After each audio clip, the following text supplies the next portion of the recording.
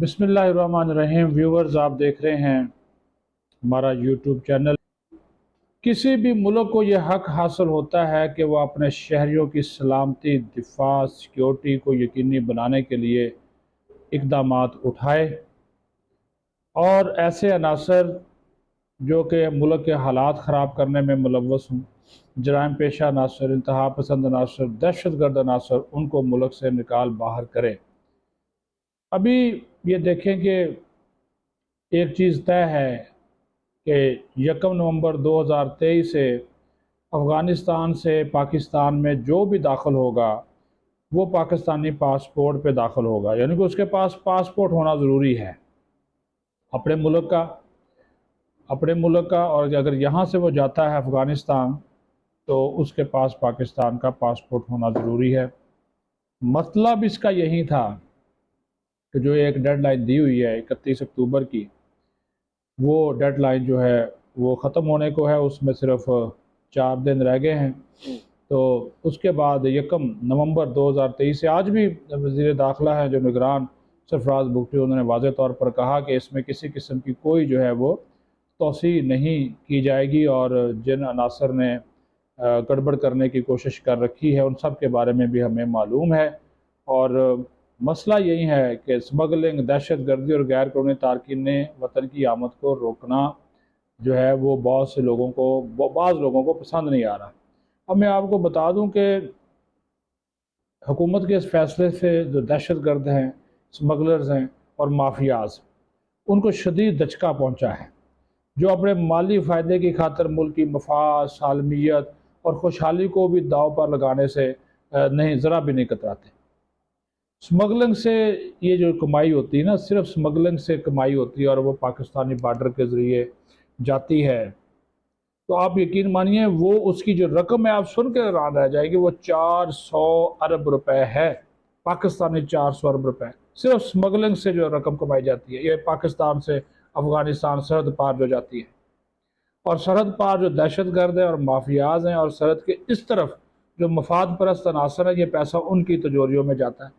यहाँ पे भी लोग बैठे हुए हैं, जबकि इंतहाई मामूली हिस्सा वो जो दिहाड़ीदार है वो उनकी सूरत में मकामी मईशत में आता है। इन स्मगलर्स, नजायज़ मुनाफा खोरों और बाज़ सियासी जोंके हैं, जिसमें तो दो बड़े खुलकर सामने आ गए हमारे इदारों की रिपोर्ट्स के मुताबिक। जो हुकूमती रिपोर्ट्स हैं, हुकूमती इदारों की जो रिपोर्ट्स है उसके मुताबिक तो महमूद खान अचकज़ई और अख्तर जान मैंगल उसमें वो पेश हैं।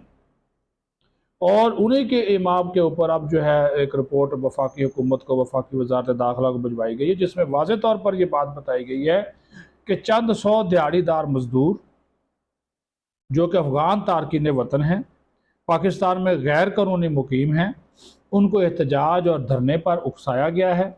और इसमें ये दोनों सियासतदान मुलव्वस हैं, ताकि ये लोग बगैर किसी तातल के इसी मुल्क को ये लूटते रहें, ये माल पानी जो है वो खाता रहे और आवाम का जो गोश्त है ये नोचते रहे।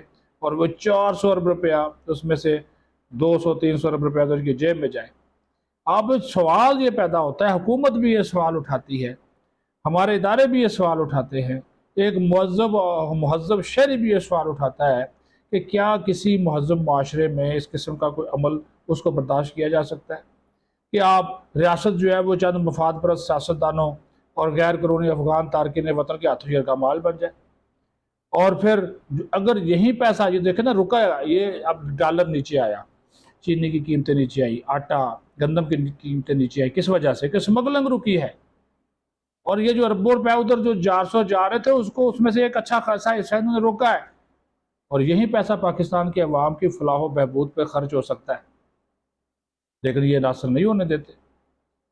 और जब रियासत इनके खिलाफ फैसला करती है तो उस फैसले की आड़ में लोगों को बाहर निकालते हैं, ये पीछे इसके ये बैठे हुए हैं। लेकिन आज भी निगरान वज़ीर दाखिला ने पार्लियामेंट हाउस में मीडिया से गुफ्तगू करते हुए इस अज़म का इआदा किया कि गैर कानूनी तारकीन वतन के मामले पर हुकूमत किसी किस्म के कोई दबाव में नहीं आएगी।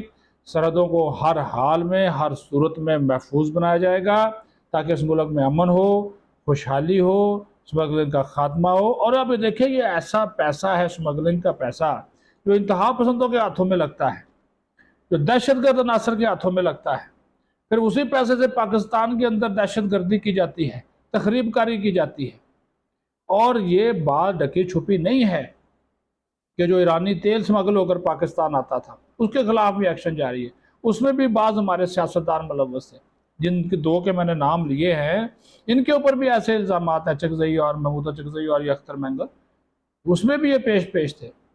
تو جب وہ سلسلہ رکا ہے، ان کو پتہ چل گیا کہ اب ہماری دیہڑی نہیں لگے گی، تو انہوں نے دیہڑی دار مزدور اکٹھے کیے، غیر قانونی افغان تارکین وطن کو کہا جی مزدور احتجاج کر رہے ہیں اور ہم اس طرح کریں گے وہ کریں گے، چند سو لوگوں کو ساتھ ملایا اور وہ احتجاج کا سلسلہ شروع کر دیا۔ تو یہ رپورٹس حکومت پاکستان کے پاس آ چکی ہیں کہ ان کے پیچھے کون ہے، اور حکومت نے، عسکری اداروں نے، سلامتی کے اداروں نے یہ تہیہ کیا ہوا ہے کہ ایسے عناصر کے خلاف جو بھرپور کارروائی جاری رہے گی، اور 31 اکتوبر کی جو ڈیڈ لائن ہے اس میں کسی قسم کی توسیع نہیں ہوگی۔ اپنا خیال رکھیں، پاکستان زندہ باد۔